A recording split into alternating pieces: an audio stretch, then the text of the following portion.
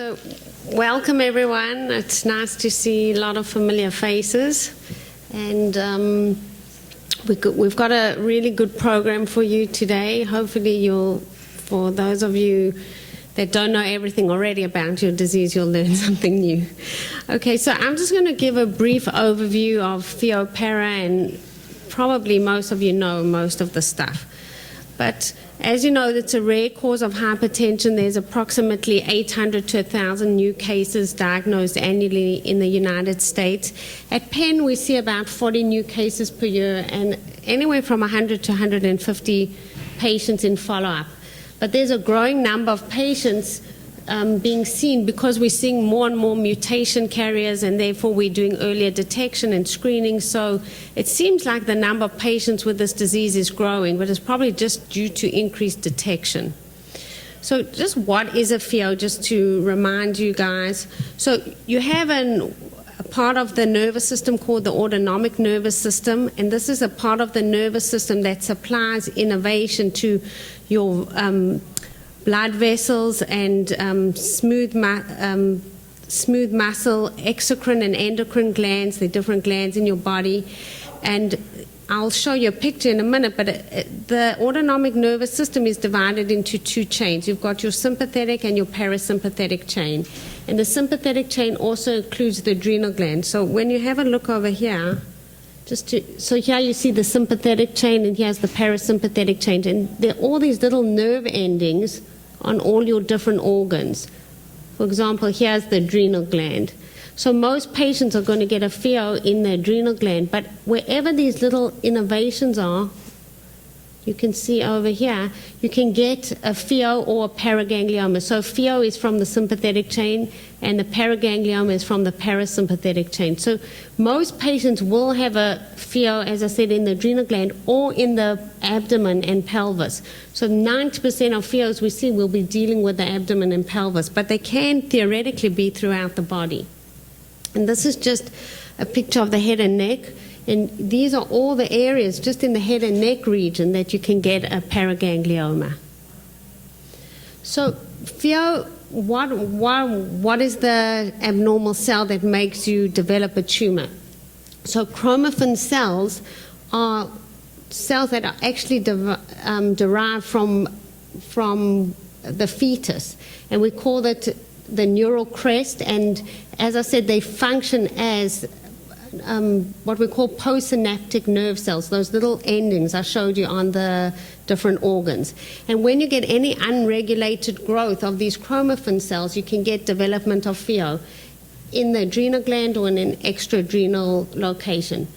Now, norepinephrine is the main catecholamine that is secreted in the adrenal from the brain, and it's converted to epinephrine in the adrenal medulla. So what happens is with Pheo, you get huge, because chromaffin cells make this catecholamines. So you get huge amounts of catecholamine secreted, and norepinephrine is actually the predominant catecholamine secreted, and it can cause intense stimulation of your alpha receptors, which are on your blood vessels. So what happens is when you get intense stimulation, you get the typical features of hypertension, fast heart rate or tachycardia, palpitations, and headaches. Now, not all patients have all these symptoms, as you probably know. Your blood pressure can be labile, it can be actually normal, it can be high, and it's obviously a very rare cause of hypertension overall. So when we're screening for Pheo, the best test to do is the plasma metanephrin. And as you know, once you've been diagnosed with the disease, you're having this followed all the time. We can also do plasma catecholamines and urine metanephrines, catecholamines, and VMA. But you can see the test that gives us the best return on your money, let's say, is the plasma metanephrin. So when we're screening for patient, or if you're tumor-free and we're looking for new tumor, that's the best test to do. Now, chromogranin A is actually also secreted with catecholamines, but it's not very specific to Pheo. However, in patients with metastatic disease, it seems to be a fairly good marker to follow. So that's why we also order chromogranin A levels. So I just thought I'd bring a typical case that we often see just to put it into, make it more real for you guys. So this is a 41-year-old female patient that I saw who had a 10-year history of controlled high blood pressure before I saw her. And she actually had preeclampsia during her pregnancy, when you get that very high blood pressure, protein in your urine. And this was a year before we saw her. And then after the pregnancy, she continued to have drenching sweats, headaches, palpitations, and she had seen a number of physicians, and they thought that this was due to early menopause. And eventually she somehow made her way to me, and we did 24-hour urines. And that was actually, this is a while ago, this lady, so this was before we even had plasma metanephrines as a first choice. And you can see that the 24-hour urine results were extremely high. This is 10,000 when the normal's up to 350, for example.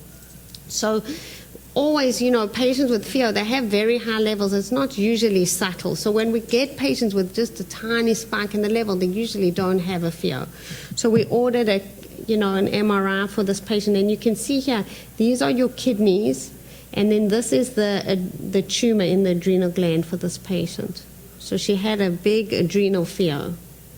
So just to explain a little to you why we ordered the different tests, this is just the pathway in your brain. So what happens is you produce this substance called tyrosine in your brain, and then it's converted to L-DOPA, which then is converted to dopamine and norepinephrine. This all happens in your brain, and then norepinephrine is transported to your adrenal gland, and in your adrenal gland is converted to epinephrine. So when we order the different blood tests, you can see why we're ordering firstly dopamine, norepinephrine, and epinephrine. And then this enzyme here is a very important enzyme, tyrosine hydroxylase, because when we use medication like Demza, this actually inhibits this enzyme, so we stop the production of catecholamines. Now, once you get norepinephrine and epinephrine, this is actually broken down by two complicated pathways to form norepinephrine and metanephrine and VMA. So when we order the blood and the urine, you can see why we're ordering norepinephrine, epinephrine, the metanephrines, and VMA, because that is the natural pathway of breakdown of these metabolites. So once we make a diagnosis, obviously for Pheo, the treatment of choice is laparoscopic adrenalectomy if you have an adrenal tumor. If you have bilateral tumors, which we do see with patients with VHL sometimes, or with MEN, we try and do cortical sparing surgery to try and save the person having to be on replacement therapy for life. And patients need to be well prepared prior to surgery, as there's major morbidity and complications associated with removal of these tumors if you're not well prepared. So as I said, this was that pathway, but that's why we use the Demza. The Demza blocks this enzyme, so you decrease the amount of catecholamines you produce. And then we also use the phenoxybenzamine or dibenzoline, and that actually works. Norepinephrine works on your blood vessels and stimulates, constricts your blood vessels and causes your blood pressure to be very elevated. So the dibenzoline actually blocks the action of norepinephrine on your blood vessels. So that's why it's important we use both these medications.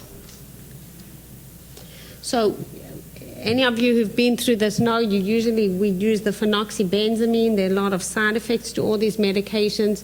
You can get postural hypertension, so you feel dizzy when you stand up. You have a fast heart rate, nasal congestion, sometimes GI side effects, and we begin this as soon as we make the diagnosis. Some people are on this lifelong if needed, if they have continuing catecholamine secretion and they have symptoms. Now, you never use a beta blocker until someone is on this medication, because actually using a beta blocker without it can be dangerous. But often, if you've been through this procedure, once you start, your heart rate goes up, we add the beta blocker to calm down the heart rate. And then the Demza, which blocks that enzyme, tyrosine hydroxylase, we usually start about 2 weeks prior to surgery. We tailor, as anybody who's been through our program knows, we tailor the medication according to how high your levels are and how high your blood pressure is. And this also has a lot of side effects. So these medications aren't used for any other diseases. I mean, they're really specifically used for Pheo because they're not that pleasant, and there are other medications to treat high blood pressure. And during surgery, there's specialized anesthetists that work with the surgeons to maintain blood pressure during surgery, and they usually use an IV form of the phenoxybenzamine called phentolamine, and also calcium channel blockers to prevent your blood pressure going up and down. And what we typically see at surgery is that once the tumor is manipulated, your blood pressure goes really high, and then once the tumor is out, you get really low blood pressure because you suddenly remove all that catecholamine secretion. And often after surgery, the blood pressure is really low, and we actually need to give you medication to keep your blood pressure up for the first 48 hours. So I just wanted to just share this briefly with you. This is just, we looked at 65 patients that we saw consecutively at Penn, just looking at how well does this regimen work. And I won't go into a lot of detail, but you can see that we had 51 patients with adrenal tumors, 14 extra-adrenal tumors, and people were prescribed the phenoxybenzamine or dibenzoline for about 30 days, and the Demza for about 2 weeks. And about half of the patients had received a beta blocker as well. And most of the patients were just admitted on the day of surgery, and we had a few patients with problems. One patient actually had very high blood pressure and which normalized by the time they got to the emergency room, but was still admitted. And we had someone with very low blood pressure who was admitted. And there were 7 people who lived out of town, and they were admitted just because they lived far away. But what we can see is the length of stay, the mean length of stay after a big surgery like this was only around 4 days, and only 21 out of 65 patients required post-op pressor support, so that means medication to bring up their blood pressure. And the most important thing about this is no patient experienced any intraoperative, so during the surgery or after the surgery, any cardiovascular complications such as a stroke or heart attack. So we think that this regimen works really well. So after surgery, we usually we get 24-hour urines and all plasma metanephrines at 6 weeks, and then every 6 to 12 months, or depending on how closely we feel we need to follow you. So the intensity of follow-up depends on the possibility of recurrence. And the recurrence, as most of you know here who have these issues, are much more common if you have SDHB, mutation. These patients we feel we need to follow very closely. I'm going to just say one or two words about benign versus malignant, because this is a really difficult concept. About 80% of these tumors are benign, but 20 to 30% are malignant. Most of the malignant ones are the ones that arise if they occur out of the adrenal gland, but they are absolutely impossible to distinguish. When the pathologist looks under the microscope, they can't tell a difference between a benign and a malignant tumor for the most part, unless you already have disease somewhere else. Well, then it clearly is malignant. So it's very difficult to know who's going to do badly and who's going to do well with these tumors, if they initially contained. And this makes this disease very challenging to know how aggressive to be with treatment for patients. But just on the upside, most of these tumors are what we call indolent, so they bumble along very slowly and they're very slow growing. And I know we have a lot of patients here in the audience that can attest to this, that they've been dealing with this disease for many, many years.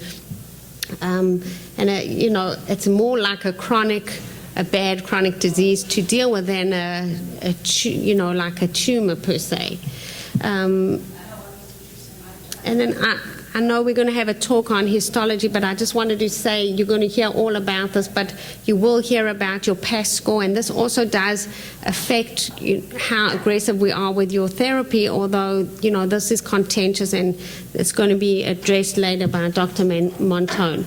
And then we're also going to get a talk this morning on imaging studies, and we do this often looking for metastatic disease or if we can't locate your tumor. And so I'm not going to go into this in any detail, but these are the different types of studies that you can get. Usually we do the MRBG and occasionally PET scans.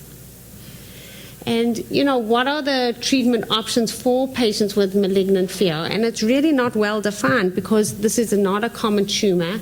So there aren't big studies on this anywhere in the country or anywhere in the world. So that makes it difficult. And also, we don't want to use up all our options too soon because this is a disease that can go 20, 40 years. So we don't want to be too aggressive up front and then you've used up your options. So this is a very difficult. It's not like a science. It's more of an art of knowing how aggressive to be and when.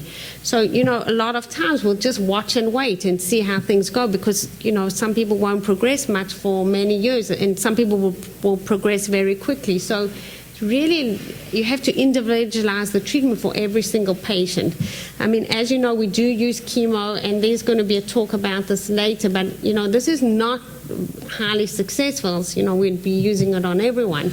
That's why we are looking for newer therapies, and if you look at the last thing, we do have a new trial. We're looking at what we call targeted therapies, looking at targeted pathways. It's not the same as chemotherapy, and a lot of these agents are oral agents.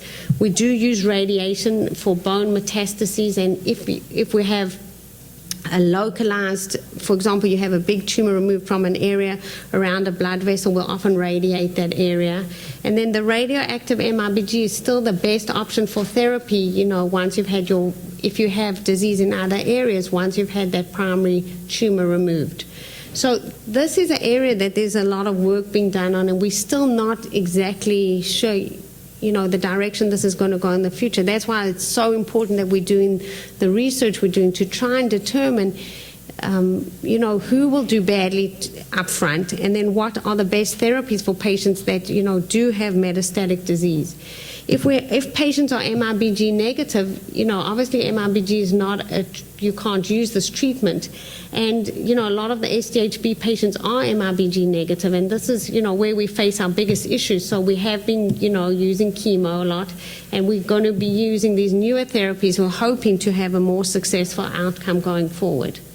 And then this is just a study we did a long time ago, but just to show you how diverse patients with Pheo actually are, because if you look at the title, we wrote this up, but it said lack of symptomatology in patients with histological evidence, so that's when they've had the pathology evidence of Pheo. And let me just show you.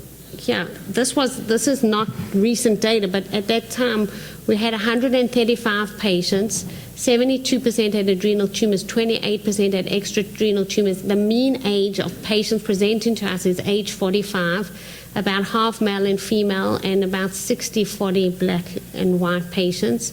And you can see that the blood pressures are not very high. The average blood pressure was 135/85, and most patients were taking about one to two medications. So, blood pressure itself is not the only presenting feature. And when we looked at patients, what they presented with all kinds of things: kidney failure, diarrhea, anxiety, this is the syncope or fainting, abdominal pain, chest pain, weight loss, seizures. So it's a really hard diagnosis to make, and this diagnosis is probably frequently missed, and apparently it's still the most commonly diagnosed in post-mortem. So when we looked at patients with the classic symptoms, you can see that only about a third of patients had headache and sweating, about half had the fast heart rate, and about a third had palpitations, and around 70% have hypertension. So this is, if you read about this in the books or online, this is, they have all this classic presentation, but a lot of the patients, do not present with these classic presentations. I'm just going to say one word about this because you're going to get more about this morning. But, it was previously thought that only 10% of patients with Pheo had, a genetic origin for their tumor. We now know at least about 30% of patients have genetic basis to their Pheo. And I'm not going to go through this because this is going to be addressed this morning. But now we have 10 genes that we know are associated with Pheo, which is unbelievable compared to other tumors. This is probably the tumor that is the most genetic in origin. And I'm not going to go through this in any detail because I think Shane is going to go through this with you, but I just want to point out the one thing that we do know, that up to 70% of people with SDHB will develop malignant or metastatic tumors. So that's where we're really concentrating a lot of our efforts, on the SDHB and SDHD patients, just because these are the most unknown in the field that we feel we really have a lot of work to do going forward. So just, that's a really brief overview overall. You're going to get talks this morning addressing these, some of the specific things that I brought up this morning. But, in conclusion, diagnosis and management of Pheo is a challenge, even for the doctor, because every patient is different and every patient's presentation is different, and prognosis and how they're going to do. So we really do individualize the therapy, and that's why our tumor board and multidisciplinary approach really has helped this program and our patients tremendously, just getting input from multiple different people. And, we advocate, obviously, genetic testing for all patients now, because there's so many genetic mutations associated with this disease. And, we're seeing more and more patients or family members with SDHB and SDHD, and how to deal with this going forward is a big challenge for us as physicians. And, really, we're grateful that you, getting your care here, and, hope that you continue to support us and advocate for, funding in any way you can for this disease, because this is really our biggest challenge right now, just, moving this forward from a research point of view, because, we need people out there to recognize how underfunded this disease is.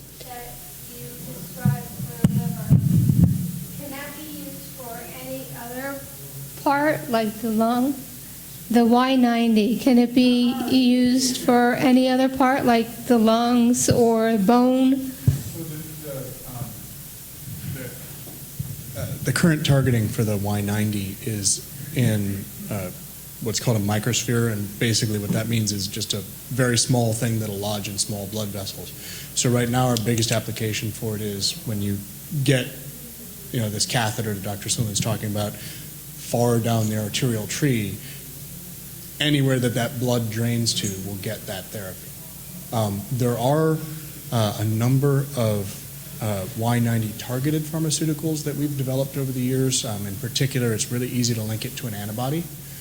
So for example, for Hodgkin's disease, there's a radioactive Y90 labeled antibody that we've seen some great responses with. And this is sort of, at least what I see as the future of radiation therapy. We're getting these agents, we need to identify the targets on the tissue, and we can put radio-labeled things on. In particular, we're very excited about the alpha, because the alpha emitters are essentially, if a cell gets hit by an alpha particle, it dies, flat out. Very short range, if you can get that in, you can start getting rid of a lot of our problems in radiation therapy. So I'm very good at getting a huge dose to a small area. I'm pretty bad at getting a low dose to a big area, but that's where these compounds come in, and that's what our beginning of stuff is really about. So right now we're not there in the lung yet to be able to sort of get just a specific area, but we hope to get there.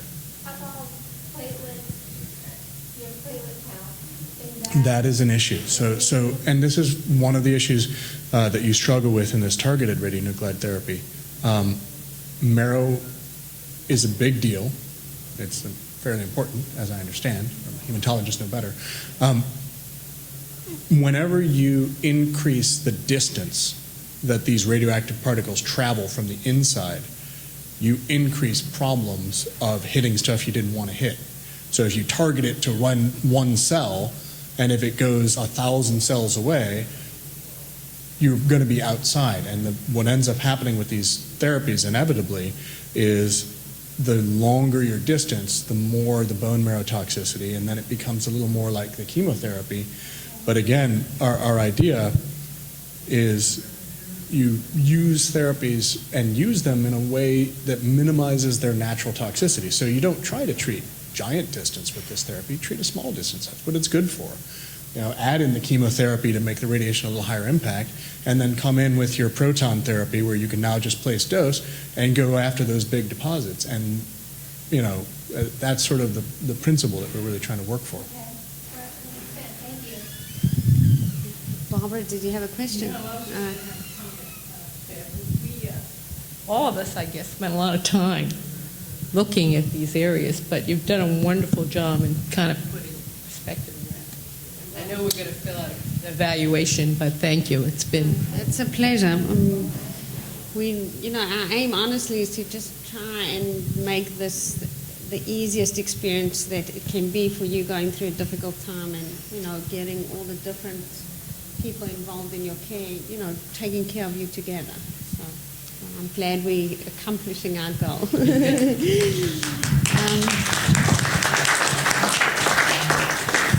Any other questions? So there's lunch next door, and if you think of something, you can just feel free to approach any of the physicians, and ask us specific questions. But thank you for coming and spread the word to any of the people, I know there's a lot of internet connections with people with this disease, because we want to take care of more patients and reach out to more people. Thanks, everyone.